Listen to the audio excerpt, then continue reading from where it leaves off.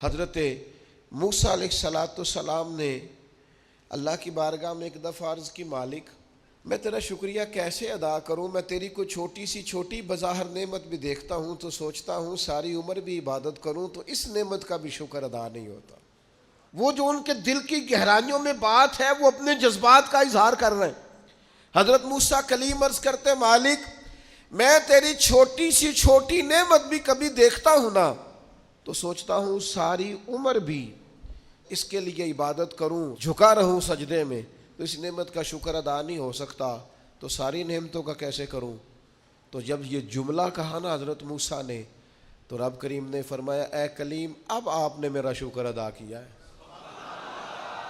یہ سمجھیں آپ اس پہلو کو، یعنی جب یہ احساس پیدا ہو گیا نا کہ چھوٹی نعمت کا بھی شکریہ ادا کرنے کی طاقت ہم میں، فرمایا اب تو نے شکر ادا کیا ہے، اب سمجھ آئی ہے شکر کی۔ او میرے عزیز، جب مزاج شکر والا ہو، طبیعت شکر والی، ہر وقت مالک کا شکر، ہر وقت مالک کا شکر، ہر وقت مالک کا، یہ مزاج کا بھی پیدا۔ حضرت داؤد علیہ السلام نے اللہ کی بارگاہ میں عرض کی، مالک مجھے بتا تو صحیح، ایک نعمت کا شکر ادا کر کے میں اسے دیکھتا ہوں تو ساتھ ہی مجھے دوسری نظر آ جاتی ہے، اس کا شکر ادا کرتا ہوں تو تیسری نظر آ جاتی ہے، تیسری کا شکر ادا کرتا ہوں تو چوتھی۔ تو مالک نعمتیں اتنی زیادہ ہیں، آخر میں شکر کیسے ادا کروں؟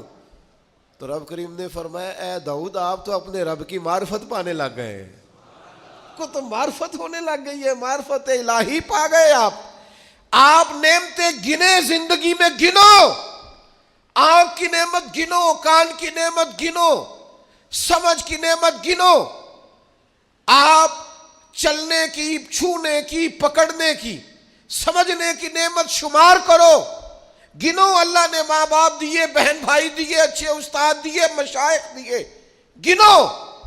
اس کریم رب نے کرم کیا اور اپنے لاڈلے نبی کی امت بنایا۔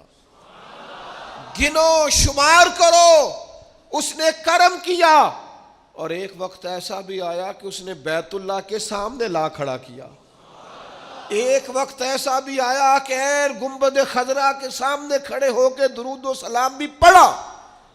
کرو شمار وہ نعمتیں، کہاں کس مقام پر، اور خود ہی اللہ کا قرآن بولا، تم اگر نعمتیں گننا چاہو تو گن سکتے نہیں۔